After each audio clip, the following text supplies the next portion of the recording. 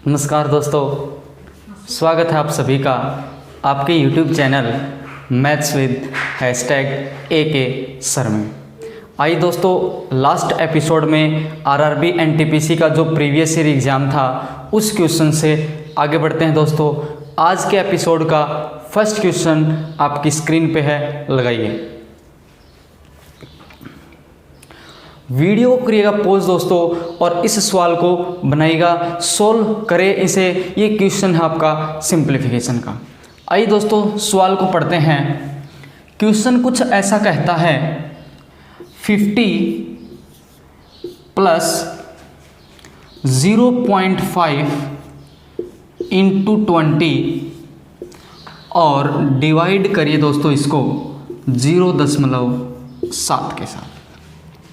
Question में कुछ है नहीं दोस्तों, लेकिन बस इस सिंप्लीफिकेशन को हम स्मार्ट वे में सॉल्व करेंगे with the help of options. Question को ऑप्शन के थ्रू भी बनाने की कोशिश करेंगे और भी बहुत कुछ जानने की कोशिश करेंगे। अब देखिए, 20 गुना 5 करने पे बनेगा 100, एक के बाद लगा देंगे दशमलव, क्या बन जाएगा दोस्तों 50। ये बन जाएगा 50 प्लस 10, क्या बन जाएगा दोस्तों 60। और इस दशमलव को हटाऊंगा तो फिर एक गुना करा देंगे 0 से, अपॉन क्या बन जाएगा दोस्तों 7 बन जाएगा। अब यहाँ पर ये बन गया दोस्तों 600/7। क्या इस 600/7 को मैं 6/7 गुना 100 कर सकता हूँ दोस्तों? अब मैंने ये 6/7 क्यों किया, इस बात को समझते हैं। अब देखिए, जब भी आप इस 6/7 को सबसे पहले सोल्व करेंगे तो आप कहेंगे 0.8 पे जाएगा दोस्तों। बस आपको आगे तक प्रॉपर सोल्व नहीं करना। जैसे ही आपने देखा कि आपने जब फर्स्ट टाइम डिवाइड करेंगे तो ये बन जाएगा दोस्तों 0.8। अब देखिए, यहाँ पर आपने देखा कि इनटू क्या है 100। जब भी किसी संख्या को जो भी आगे तक चलेगा इसको 100 से गुना कराऊंगा दोस्तों, तो ये 0.2 पॉइंट आगे चला जाएगा। कितने पॉइंट आगे चला जाएगा दोस्तों? 2 पॉइंट। अब ऑप्शन देखिए, ऑप्शन में हर जगह 8571 बस डेसिमल का डिफरेंस है। तो आप यहाँ पर क्या करेंगे, 8571 तो आप लिख देंगे। अब देखिए, यहाँ पर इस पॉइंट को एक यहाँ पर यानी कि 2 डिजिट पर आगे कर देंगे, क्योंकि 2 0 हैं तो ये डेसिमल कहाँ पर आ जाएगा दोस्तों 85.71। आंसर बन जाएगा आपका 85.71। यही आपके इस सवाल का उत्तर है दोस्तों। बस आप यहाँ तक सोल्व कर देंगे, इसके बाद में आपको कंप्लीट डिवाइड नहीं करना। चाहे आप कंप्लीट डिवाइड करें या आप इतना डिवाइड करने के बाद ऑप्शन की हेल्प ले लें, आपको आंसर तक पहुंचने के बाद मार्क्स तो उतने ही मिलेंगे। तो क्यों ना आप थोड़ा ऑप्शंस का सहारा लें और थोड़ा अपना टाइम को बचा लें। उम्मीद है ये क्वेश्चन आपने कर लिया होगा। अगला क्वेश्चन लगाते हैं आपकी स्क्रीन पे, क्वेश्चन नंबर 2 आज का। पढ़िए दोस्तों, सवाल number 22 of RRB NTPC 2016 second shift.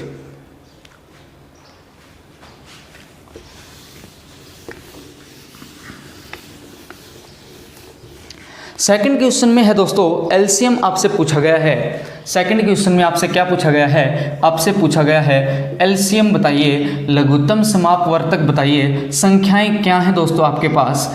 संख्याएं हैं 15, 25 और क्या है दोस्तों 29।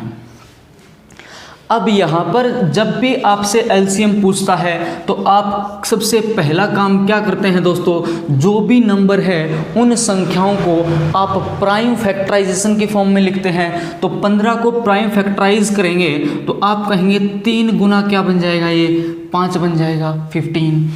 25 को अगर आप लिखेंगे तो आप कहेंगे 25 तो 5 की घात 2 होता है, 5⁻² होगा। अब अगर मैं आपसे कहूँ 29, तो 29 को आप क्या कहेंगे दोस्तों, ये 29 खुद में एक प्राइम है, तो फैक्टर क्या हो जाएगा 29 का 29। अब एलसीएम के लिए आप करते क्या हैं, आप एलसीएम के लिए दोस्तों ये काम करते हैं, जो भी आपके पास पावर दिखाई दे जिन प्राइम नंबर्स की, तो उस प्राइम नंबर की मैक्सिमम पावर की हर जगह मल्टीप्लाई कर देते हैं। 3 की पावर यहाँ पर है 1, क्या इस 3 की पावर 1 के अलावा कोई बेस आपको 3 नज़र आ रहा है? तो बस 3 के साथ यही चलेगा। अब आपने देखा 5 की पावर यहाँ पर 1 है, लेकिन यहाँ पर 5 की पावर क्या है दोस्तों? 2। तो 5 की पावर 1 को ना लेते हुए जो मैक्सिमम है हम उसको लिख देंगे। यहाँ पर बनेगा दोस्तों 5 की पावर 2। अब बचा क्या हमारे पास? 29। तो मैंने यहाँ पर लिख दिया दोस्तों 29। क्या लिख दिया दोस्तों? 29। यानी कि हमारा जो एलसीएम बनेगा वो एलसीएम ये बन जाएगा दोस्तों 3 गुणे 5 की पावर 2 करेंगे, क्या बन जाएगा दोस्तों? 25, 29। अब यहाँ पर आपको इतनी लंबी चौड़ी गुणा नहीं करनी कि 3 गुणा 25 गुणा 29 कर दें। आप ये तो देख पाएंगे ऑप्शंस की मदद से। 5 गुना 3 15, 5 गुना 9, यानी कि जो भी नंबर आएगा उसका यूनिट डिजिट आपके पास क्या आएगा दोस्तों? 5। यूनिट डिजिट क्या आएगा दोस्तों? 5। लेकिन ऑप्शंस को अगर आपने ध्यान से देखा तो यूनिट डिजिट 5 वाले ऐसे 3 ऑप्शंस हैं या 2 ऑप्शंस, मोर देन 1 ऑप्शन है, तो हम यूनिट डिजिट के कंसेप्ट को यहाँ पर कर देंगे कट। फिर क्या करेंगे दोस्तों? फिर हम अप्लाई करेंगे यहाँ पर डिजिटल सम का कंसेप्ट। डिजिटल सम का कंसेप्ट क्या कहेगा? 5 + 2 7, 3 एज इट इज़ 3, 9 + 2 11, 11 का डिजिटल सम कितना दोस्तों? 2। 7 गुना 2 14, 14 गुना 3 42 बन जाएगा। 42, यानी कि इनके डिजिट्स का सम क्या आ गया दोस्तों? 6 आ जाएगा। यानी कि जब भी इनकी प्रोडक्ट आप करेंगे तो जो नंबर आएगा उन नंबर्स की जो डिजिट होंगी उनके डिजिट्स का सम आपको 6 मिल जाएगा। अब ऑप्शन को ध्यान से देखें तो आप ऑप्शंस में ये पाएंगे कि आपके पास एक ऑप्शन है दोस्तों 2175, 2175। अब इसके डिजिट्स का सम करें तो आप कहेंगे 7 + 2 9 कट जाएगा, 5 + 1 बचेगा 6। यानी कि इसने कहा डिजिट्स का सम 6 है और 2175 क्या बोल रहा है कि 2175 भी यही कह रहा है कि 2175 के डिजिट्स का सम क्या है दोस्तों? 6 है। तो आपका एलसीएम क्या बन जाएगा? 2175। बाकी सभी ऑप्शंस अगर आप देखेंगे तो एक सिंगल इस ऑप्शन के अलावा किसी भी ऑप्शन के डिजिट्स का सम क्या नहीं है दोस्तों? 6 नहीं है। तो डिजिटल सम का बस कंसेप्ट वहीं पर लगा सकते हैं जहां पर आपके ऑप्शंस एक से ज़्यादा मैच ना कर रहे हों। तो रेयरली कभी कभी ये आपका टाइम बचा के देगा जहां पर हमें मल्टीप्लिकेशन करनी होती है। आइए दोस्तों अगले क्वेश्चन की तरफ बढ़ते हैं। अगला सवाल आपकी स्क्रीन पे है, पढ़िए।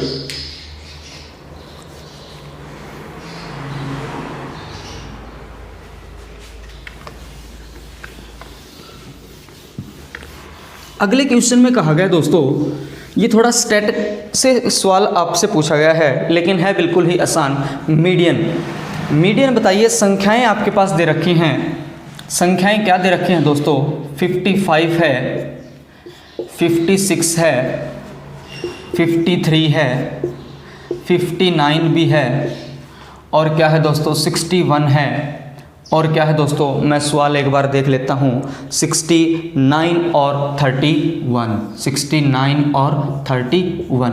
टोटल कितनी संख्याएं हैं? 1 2 3 4 5 6 और 7। इसने कहा दोस्तों मीडियन बताइए।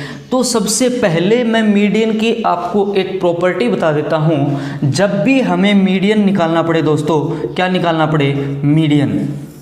जो भी डाटा आपके पास अवेलेबल है उसे आप असेंडिंग ऑर्डर में लिख दीजिए। असेंडिंग ऑर्डर यानी कि बढ़ते क्रम में। पहले सबसे छोटी संख्या, तो सबसे छोटी संख्या के बारे में आप कहेंगे दोस्तों क्या है? 31। 31 के बाद में आपको क्या नज़र आएगा? 53। 3 नज़र आएगा, फिर क्या आएगा 55 आएगा, फिर क्या आएगा दोस्तों 56 भी आएगा, 59 आएगा, फिर क्या आ जाएगा दोस्तों, इसको मैं यहाँ से एक बार हटा देता हूँ, लिख देता हूँ 31 यहाँ पे। 59 के बाद 61 और क्या आ जाएगा 69। मिडल नंबर कहेंगे आप असेंडिंग ऑर्डर में, जैसे ही आप बढ़ते हुए क्रम में लगाने के बाद आप क्या चेक करेंगे, आप मिडल नंबर चेक करेंगे। मिडल नंबर के लिए 7 संख्याएं हैं तो 3 संख्याएं इधर से ख़त्म कर देंगे, 3 संख्याएं इधर से ख़त्म कर देंगे। मिडल नंबर क्या हो जाएगा दोस्तों 56, यानी कि आपके पास जो डाटा दे रखा है उस डाटा में मीडियन क्या बन जाएगा दोस्तों 56। उम्मीद है ये क्वेश्चन आपने कर लिया होगा दोस्तों। आइए दोस्तों अगले सवाल पे बढ़ते हैं। नेक्स्ट क्वेश्चन आपकी स्क्रीन पे है, पढ़िए।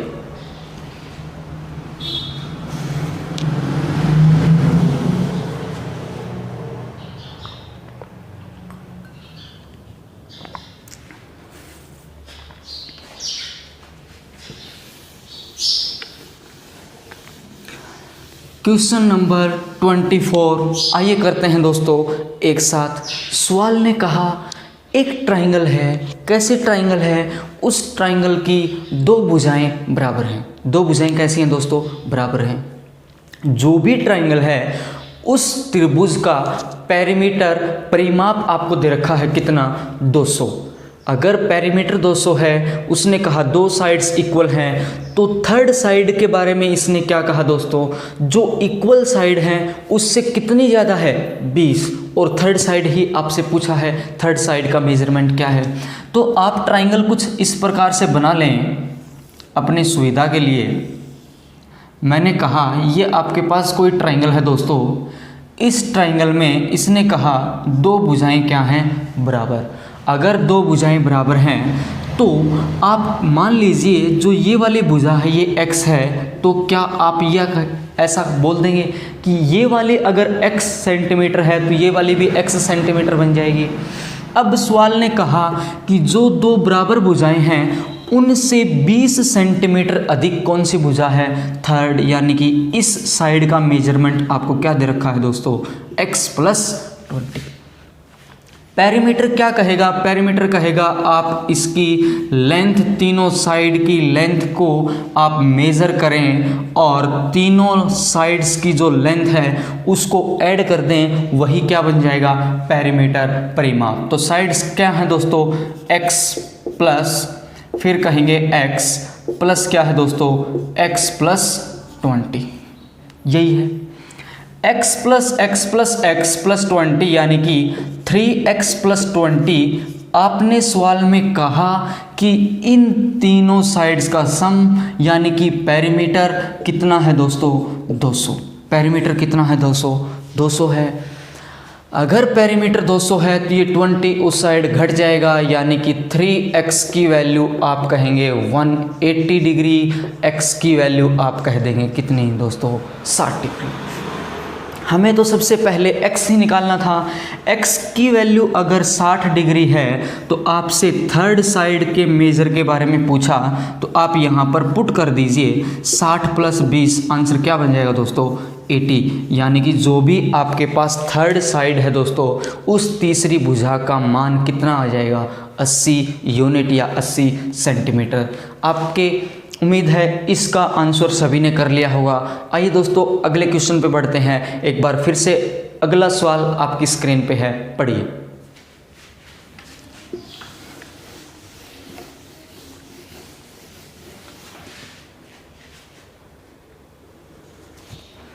Question number 25। वीडियो को करिएगा दोस्तों पॉज, और पॉज करने के बाद आप खुद से लगाने की कोशिश करें एक बार। आज जो अब क्वेश्चंस आएंगे 3-4 क्वेश्चंस थोड़े अच्छे क्वेश्चंस आपको देखने को मिलेंगे दोस्तों। जैसे 30 क्वेश्चंस का सेट होता है तो उन 30 क्वेश्चंस में आपको 5 से 7 क्वेश्चंस तो थोड़े अच्छे देखने को मिलेंगे ही। तो उन क्वेश्चंस पे ही हमको कमांड करनी है, उस प्रकार के क्वेश्चंस को ही हमको सोल्व करना है। वही क्वेश्चंस होते हैं जो हमें कंपटीशन में फाइट करवाते हैं। तो दोस्तों आइए इस क्वेश्चन को एक बार मिलकर पढ़ते हैं। इसने कहा दोस्तों P, Q और R 3 पर्सन हैं। तीनों किसी खेत को कितने दिन में काट देते हैं दोस्तों? कितने दिन में? 6 दिन में। अगर P अकेला उस खेत को काटने की कोशिश करे तो वो अकेला 10 दिन में काट देगा, और Q अकेला कितने दिन में दोस्तों? 24 दिन में। सवाल कहा R अकेला अगर काम को करने लग जाए तो कितने दिन में ख़त्म करेगा?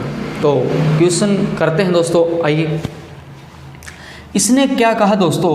P plus Q plus R काम को कितने दिन में समाप्त कर देते हैं?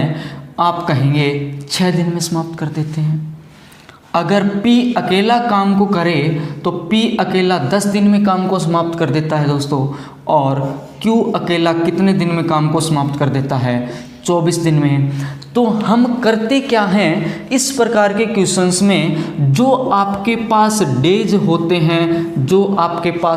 होते हैं, उन डेज का हम एलसीएम ले लेते हैं। एलसीएम ही हम क्या मान लेंगे? वर्क, क्योंकि डेज डायरेक्टली प्रोपोर्शनल होता है दोस्तों काम के। अगर दिन बढ़ेंगे काम बढ़ेगा, दिन कम काम कम। तो आप क्या बता दो मुझे, आप 10, 6 और 24 का एलसीएम बता दो। आप कहेंगे एलसीएम बन जाएगा 120। एलसीएम कितना बन जाएगा दोस्तों? 120। अब आप कहेंगे अगर 120 काम है और P Q R तीनों मिलकर 6 दिन में काम कर देते हैं, तो क्या एक दिन का काम, अगर मैं आपसे पूछता हूँ एक दिन का काम, तो आप कहेंगे एक दिन में 20 यूनिट काम कर देंगे? हाँ है ना? 6 दिन काम करते हैं तो एक दिन में 20 करेंगे, तभी तो 6 दिन में 20 करते हुए 120 काम कर पाएंगे। अब 120 काम अगर P 10 दिन में करता है तो क्या एक दिन में P 12 यूनिट काम करता होगा? हाँ है ना? अब 120 काम Q 24 दिन में कर देता है तो क्या एक दिन में Q 5 यूनिट काम करेगा? इस एफिशिएंसी को एक प्रॉपर नंबर बनाने के लिए ही हम क्या लेते हैं दोस्तों? इस डेज का एलसीएम। इन डेज का क्या लेते हैं? एलसीएम। ये एफिशिएंसी इसलिए होती है क्योंकि एक दिन में किया गया काम ही हमारी कार्य क्षमता बताएगा। अब आप कहेंगे क्या? अब आप कहेंगे P plus Q plus R एक दिन में कितना काम करता है दोस्तों? 20। P plus Q plus R एक दिन में कितना काम करेगा दोस्तों? 20। P एक दिन में काम कितना करता है दोस्तों? आपने यहाँ पर लिखा 12 यूनिट काम करेगा। Q कितना काम करेगा दोस्तों? 5 यूनिट काम करेगा, प्लस R, ये तीनों मिलकर ही तो एक दिन में कितना काम कर पा रहे हैं? 20 यूनिट काम कर पा रहे हैं। ये 12, ये 5, 17, तो क्या R एक दिन में 3 यूनिट काम करेगा? क्या R एक दिन में 3 यूनिट काम करेगा? अगर R एक दिन में 3 यूनिट काम करेगा तो सवाल ने पूछा 120 काम R अकेला 3 की एफिशिएंसी से क्या 40 दिन में समाप्त कर देगा? इसने यही कहा दोस्तों R अकेला कितने दिन में काम को समाप्त कर देगा? तो आप कहेंगे 120 काम 3 की कार्य क्षमता है, 40 दिन में काम को क्या कर देगा दोस्तों? समाप्त कर देगा। उम्मीद है ये क्वेश्चन आपने कर लिया होगा। आइए दोस्तों अगले सवाल पे बढ़ते हैं। नेक्स्ट क्वेश्चन आपकी स्क्रीन पे पढ़िए।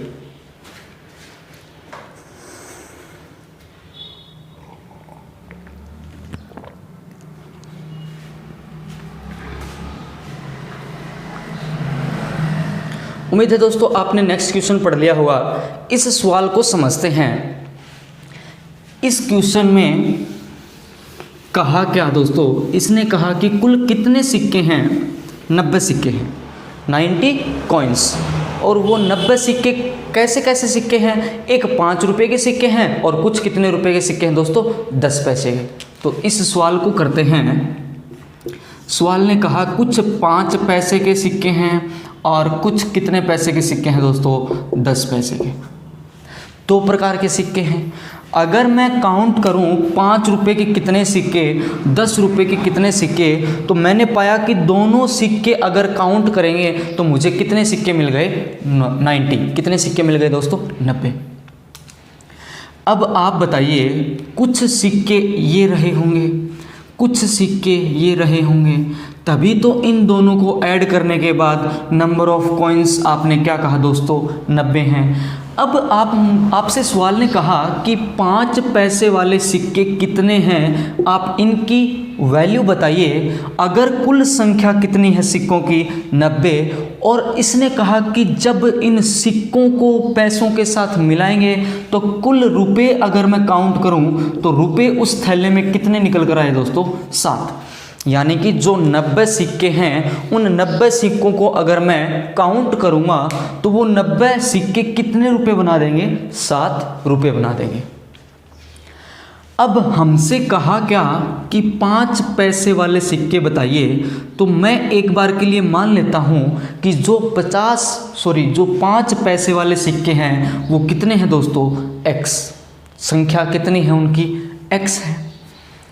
अगर ये x है, इन दोनों के सम का जो काउंट है सिक्कों का वो आपने कहा 90, तो क्या आप इसको ऐसा बोल देंगे, जो 10 पैसे वाले सिक्के बचे होंगे वो 90 माइनस x बन जाएंगे दोस्तों।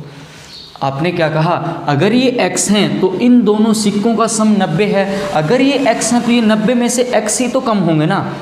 अब आप कहेंगे, जब पैसों की बात करेंगे, अगर मैं आपसे कहूँ आपके पास 10 रुपये हैं और 10 रुपये के आपके पास 5 नोट हैं, तो आप कहेंगे 50 रुपये बन गए, कैसे बन गए भाई 50 रुपये, 10 गुना 5 किया।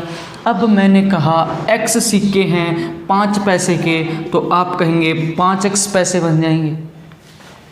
अब 10 पैसे के 90 माइनस x सिक्के, तो आप कहेंगे 900 पैसे यहाँ पर बन जाएंगे और माइनस 10x क्या बन जाएगा यहाँ पे। यानी कि जब इन तीनों प्रकार के पैसों को मैं ऐड करूँगा तब आपके पास 7 रुपये बनेंगे। अगर पैसे की बात करता हूँ दोस्तों तो आप कहेंगे कितने पैसे बन जाएंगे, 700। यानी कि इक्वेशन आपके पास कुछ इस प्रकार से फ्रेम हो गई। ये बन जाएगा 5x, ये बन जाएगा 200, यानी कि 5x की वैल्यू अगर 200 है तो x की वैल्यू को क्या आप 40 नहीं बोल देंगे, क्या आप 40 नहीं बोल देंगे।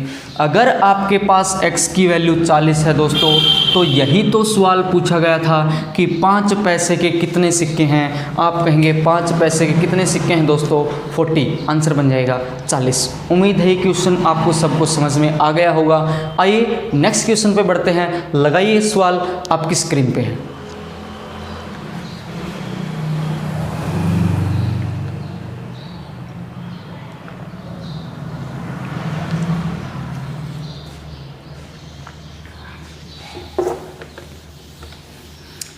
अगला सवाल देखते हैं दोस्तों, पढ़िए। नेक्स्ट क्वेश्चन में क्या कहा है, हर सवाल आप सबसे पहले लगाने की कोशिश किया करें, फिर आप अगर किसी पॉइंट पे आपको प्रॉब्लम आ जाती है तब आप सॉल्यूशन देखा करें कि हाँ भाई और शॉर्ट फॉर्म में किस प्रकार से कर सकते हैं, आप ये नोट किया करें, यही आपको आगे बढ़ाएगा। तो इस सवाल को पढ़िए।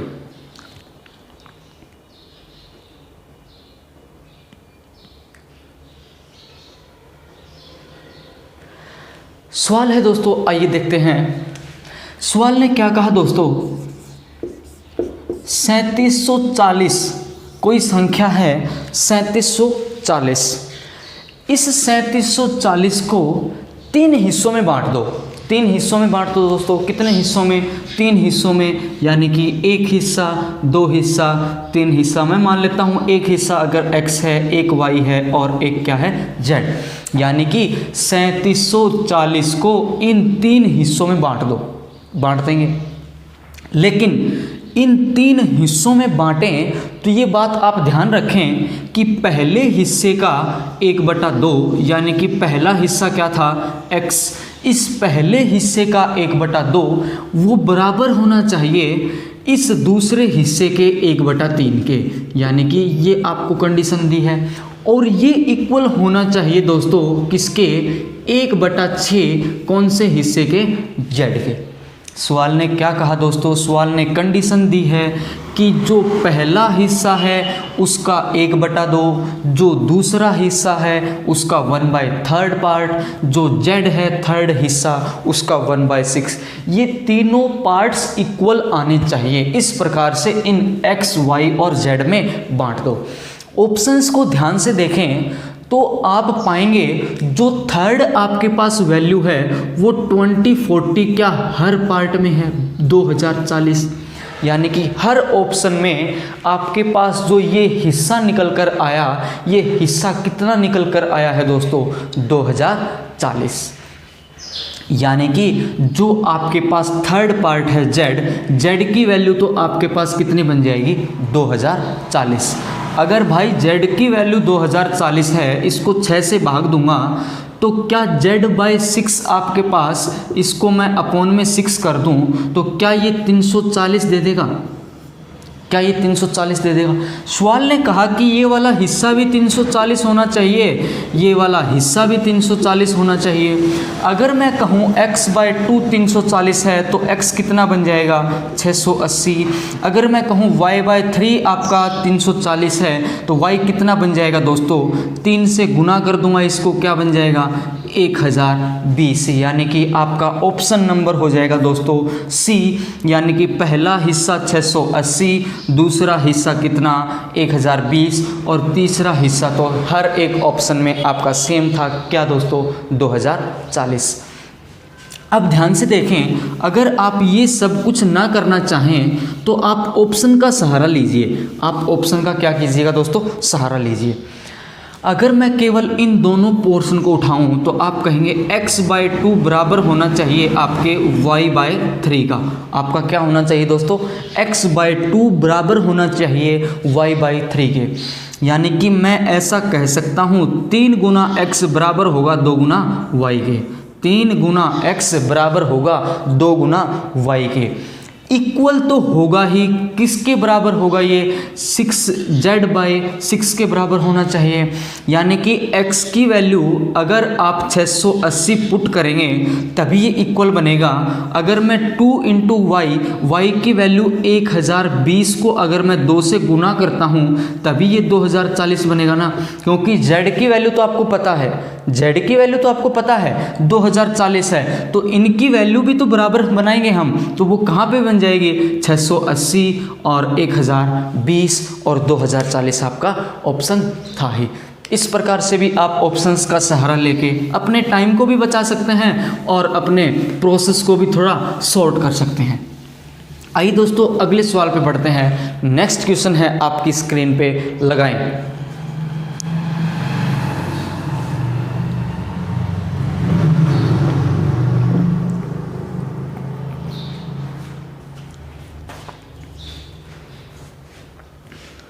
पढ़िए दोस्तों अगला क्वेश्चन, क्वेश्चन नंबर है आपका 28 में कहा कंपैरिजन। मैं एक बार डाटा लिख लेता हूं क्वेश्चन को देख के, 3/8, फिर एक साथ करेंगे।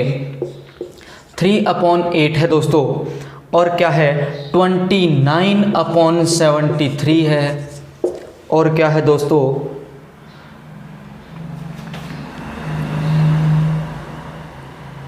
19/73 है, ये आपका क्या है 19/73, और 29/43, और आपके पास एक और वैल्यू दे रखी है दोस्तों 17/39।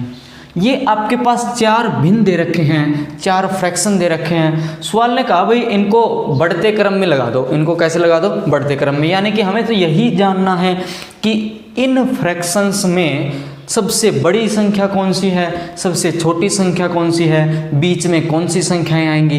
तो आइए दोस्तों करते हैं। इस प्रकार के क्वेश्चंस को सॉल्व करने के 3 से 4 या कभी कभी 5 मेथड्स तक लग जाते हैं, यानी कि हम फ्रैक्शन को देखकर हम जान पाते हैं कि यहाँ पर मुझे कौन सा मेथड यूज़ करना है। फ्रैक्शन अपने आप बता देगा दोस्तों कि यहाँ पर ये अप्लाई करिए, फ्रैक्शन खुद से बताएगा। अब ध्यान से देखें तो यह फ्रैक्शन दिखने में तो थोड़ा आपको अजीब लगेगा, लेकिन इन फ्रैक्शंस में कुछ नहीं है। कैसे नहीं है कुछ भी? देखो, अगर यहाँ पर 8 की जगह होता 6 तो क्या आप 1/2 बोल देते?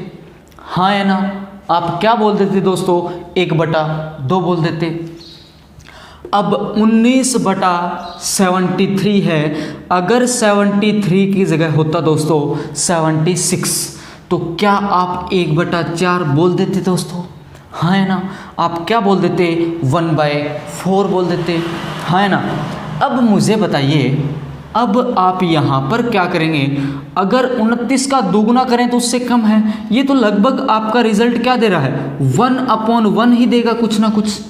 और ये फिर से आपके पास 1/2 से थोड़ा बड़ा है, यहाँ पर 2 से थोड़ा बड़ा है, ये 3 से थोड़ा बड़ा है, ये 1 से थोड़ा बड़ा है। 1/1 पॉइंट समथिंग, क्या सबसे बड़ी संख्या यही देगी? 1/समथिंग, 1/1 होने पे तो ये कंप्लीट 1 ही बन जाता। कोई भी फ्रैक्शन 1 नहीं है, कोई भी फ्रैक्शन 1 नहीं है। यानी कि सबसे बड़ी संख्या आपके पास कौन सी है दोस्तों? 29/43। अब ध्यान से देखें, 1/2 ही होता, अगर 1/2 ही होता तो ये 50% कहलाता, 1/4 25% कहलाता। यानी कि सबसे छोटी संख्या 1/4 है। ये वाला रिजल्ट चाहे 1/3 होता, 1/3 होता तब भी 33.33% बन जाता। यानी कि सबसे छोटी संख्या हमारे पास, सबसे छोटी संख्या स्मॉल लिख देता हूँ, सबसे बड़ी संख्या हमारे पास लार्जर वैल्यू 29/43। अब ऑप्शन देखें तो ऑप्शंस को देखने के बाद आपको बी ऑप्शन मुझे नज़र आ रहा है। सबसे बड़ी संख्या है वहाँ पर 29/43 और सबसे छोटी संख्या क्या है दोस्तों? 19/73। जो लार्जर और स्मॉलर की जो आपके पास ऑप्शन है वो एक ही ऑप्शन है, यानी कि आपको 3/8 और 17/39 पे काम करने की ज़रूरत ही नहीं है। आपका ऑप्शन कौन सा बन जाएगा दोस्तों? बी।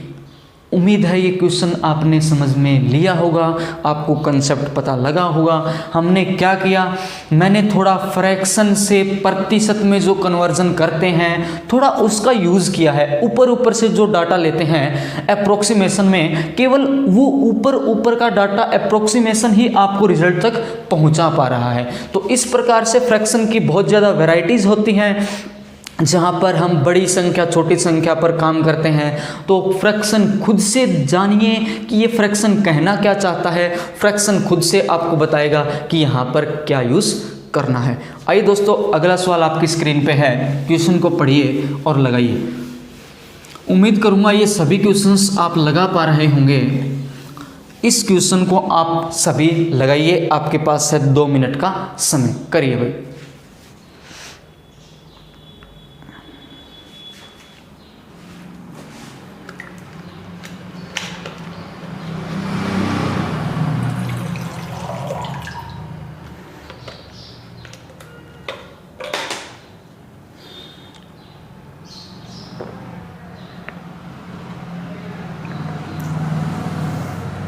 उम्मीद है दोस्तों आपने क्वेश्चन को पढ़ लिया होगा।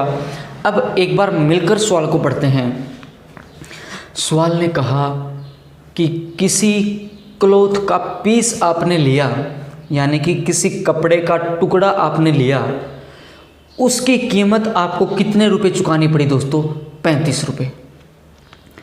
फिर इस सवाल ने कहा कि अगर उस लेंथ को, जितनी लेंथ आपने ली थी उस लेंथ को 4 मीटर से बढ़ाकर खरीदें, अगर उस लेंथ को 4 मीटर बढ़ाकर खरीदें तो आपको जो प्रति पैसा रेट भुगतान करना पड़ रहा है वो 1 से कम हो जाएगा। वो कितने से हो जाएगा दोस्तों? 1 से कम।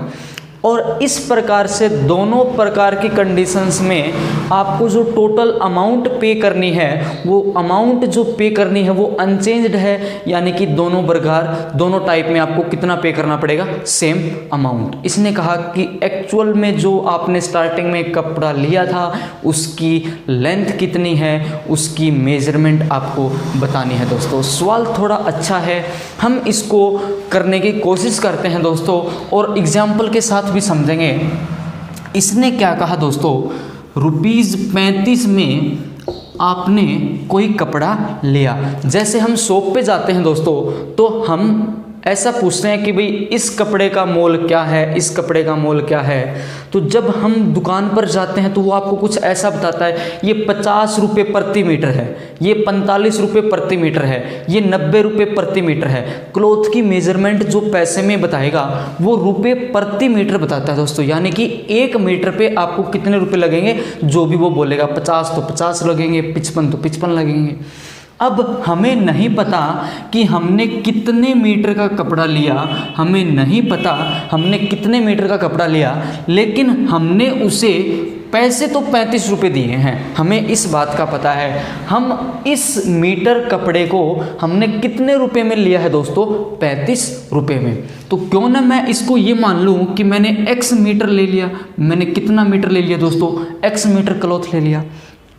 अब इसने कहा कि x मीटर लिया तो 35 रुपये में, तो क्या आप 1 मीटर कपड़े का भाव 35/x नहीं बोल देंगे, हाँ या ना, x बटा कर देंगे। 1 मीटर कपड़े का भाव क्या आप 35/x रुपये बोल देंगे, यानी कि प्रति मीटर जो भी होता है वो आपका भाव आ जाएगा। यानी कि जो आपने रेट लिया वो रेट आपने कितने पे लिया होगा दोस्तों, 35/x पे। अब ध्यान से देखो, अब इसने क्या कहा दोस्तों, आपने अब 4 मीटर कपड़ा ज़्यादा ले लिया। आपने कितना मीटर कपड़ों क्लॉथ ज़्यादा ले लिया दोस्तों, 4 मीटर। पहले था x, आज 4 मीटर ज़्यादा लेंगे तो क्या आज आप x + 4 मीटर क्लॉथ लेंगे। पहले आपने कहा x मीटर क्लॉथ था, आज आपने कितना ले लिया, 4 मीटर अधिक, तो आप कहेंगे x + 4 बन जाएगा। अब इसने क्या कहा कि ऐसा करने से जो आपका पर मीटर रेट है वो 1 से कम हो गया। पर मीटर रेट क्या है दोस्तों, 1 से कम हो गया। क्या ये आपने पर मीटर रेट निकाला था, क्योंकि पर मीटर का मतलब 1 मीटर पर रेट क्या था, 35/x, यही तो भाव है। यानी कि 35/x ये कितने से कम हो गया दोस्तों, 1 से कम हो गया। कितने से कम हो गया, 1 से कम हो गया। आप कहते हैं x + 4 मीटर कपड़ा लेते हैं, 35/x - 1 के भाव से लेते हैं, तो क्या मैं आपको कहूँ कितने पैसे का भुगतान करेंगे, तो क्या आप इन दोनों की गुना कराएंगे।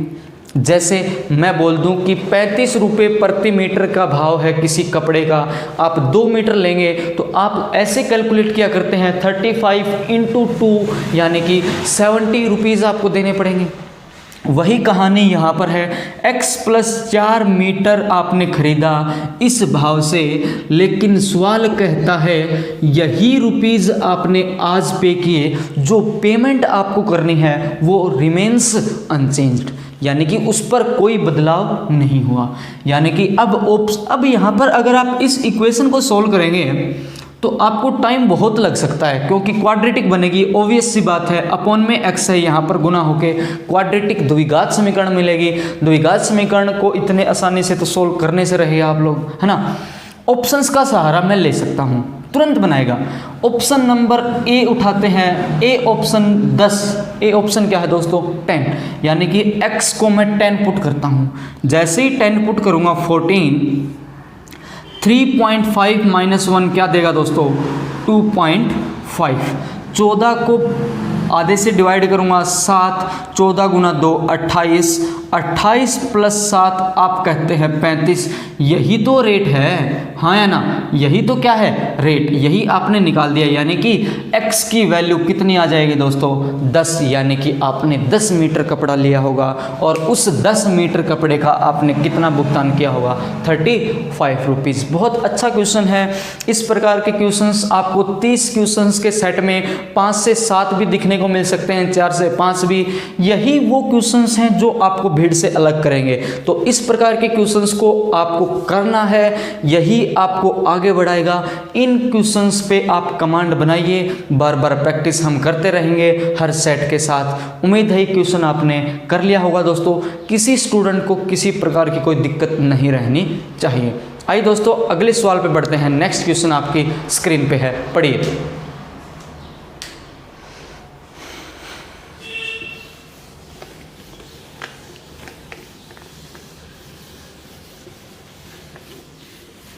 अगला क्वेश्चन है दोस्तों, इसने कहा एक डब्बा है, एक बॉक्स है, कैसा रेक्टेंगुलर, यानी कि एक आयताकार डब्बा है दोस्तों।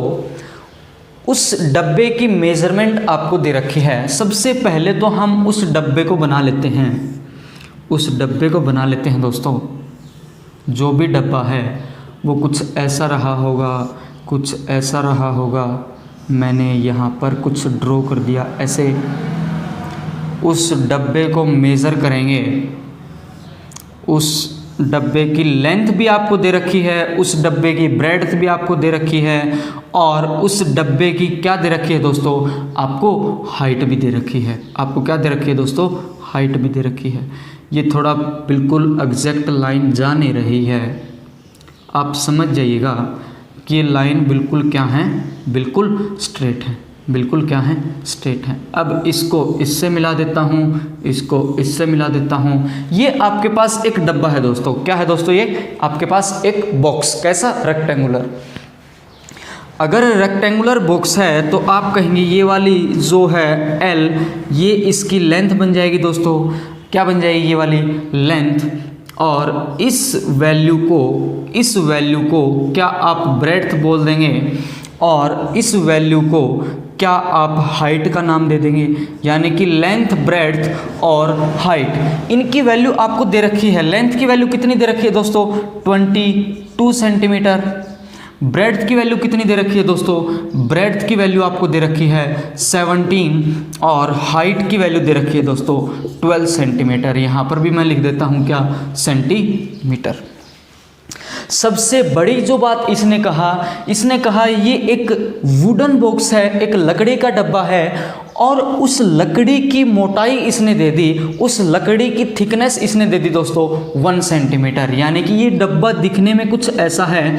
अब मैं आपको ये डॉट डॉट बनाकर दिखाता हूँ। ये डॉट डॉट, ये आपको कहता है कुछ डब्बा इस प्रकार से आपको क्या करेगा, दिखाई देगा। यानी कि ऐसा, कैसे, ऐसे करते और ये यहाँ पर मिल जाएगा। यानी कि एग्जैक्ट यहाँ से यहाँ तक की लेंथ तो 22 है। सेम आप यहाँ पर भी करेंगे, ये डब्बा ऐसे जाएगा, ऐसे ऐसे ऐसे ऐसे ऐसे, और यहाँ पर इस प्रकार से ये थिकनेस बन जाएगी, ऐसे ऐसे ऐसे करते करते ऐसे इस प्रकार से ऐसे कर देंगे सबको, और यहाँ पर ये ऐसे ऐसे मिला देंगे। कैसे मिला देंगे सबको, मैंने केवल इन दोनों पोर्शन को मिलाया है दोस्तों। यानी कि इतनी मोटाई यहाँ पर, इतनी मोटाई यहाँ पर, ऐसे स्टैंड किया, फिर हमने इन सबको कवर किया होगा, हाँ है ना। अगर ऐसा किया है तो आप कहते हैं यहाँ से यहाँ तक की लेंथ 22 है, तो जो डब्बे में कैपेसिटी इसकी हो पाएगी, क्या वो यहाँ से स्टार्ट होके यहाँ तक ख़त्म हो जाएगी, हाँ है ना। यानी कि यहाँ से यहाँ तक की लेंथ 22 है, लेकिन जब आप इसमें कुछ डालेंगे, इसने कहा सीमेंट से भर दिया गया, तो वो क्या कैपेसिटी इस लाइन से इस लाइन तक की लेगा, हाँ है ना। तो 1 सेंटीमीटर यहाँ से कम हो गई, 1 सेंटीमीटर यहाँ से कम हो गई, टोटल हो जाएगी कम कितने से, 2 से। जैसे लेंथ 2 से कम हुई, वैसे ही ब्रेड्थ 2 से कम हो जाएगी, वैसे ही हाइट भी 2 से कम हो जाएगी। यानी कि वॉल्यूम इसने कहा दोस्तों, वॉल्यूम बताइए आयतन, तो आप कहेंगे length into breadth into height हमारी क्या हुआ करती है, वॉल्यूम। बस गुना करा दो, क्या है 20 गुना 15 गुना क्या है 10, बस इनकी गुना ही करानी है। आपके पास वॉल्यूम बन जाएगी दोस्तों 3000, वॉल्यूम क्या बन जाएगी दोस्तों 3000। यही आपका आंसर है। उम्मीद है ये क्वेश्चंस आपने कर लिए होंगे। जिन जिन स्टूडेंट्स को जिस जिस क्वेश्चन पे डाउट लगी आप उस पर बार बार रिवीजन करिए। इस प्रकार के सेट्स हम रेगुलर करते रहेंगे। आज हमने 3 दिन के एपिसोड के बाद 10-10 क्वेश्चंस का सिलसिला जारी रखते हुए 3 दिन में एक कंप्लीट सेट को निपटा लिया। अब हम ऐसे ही चलते रहेंगे। अभी आरआरबी एनटीपीसी का पहला एग्जाम का जो प्रीवियस ईयर है सेट खत्म किया, अब और चलेंगे। इस प्रकार से आपकी कंप्लीट जो मैथ्स की रिवीजन है चैप्टर्स की वो होती जाएगी और साथ साथ कंसेप्चुअल वीडियो तो आएंगे ही। तो उम्मीद करता हूँ आज का सेशन आपको अच्छा लगा होगा। कमेंट सेक्शन में ज़रूर कमेंट करके बताइएगा दोस्तों आपको आज का वीडियो एपिसोड कैसा लगा। थैंक यू सो मच, बहुत बहुत धन्यवाद। नेक्स्ट सेशन में फिर मिलेंगे। God bless you all. जय हिंद।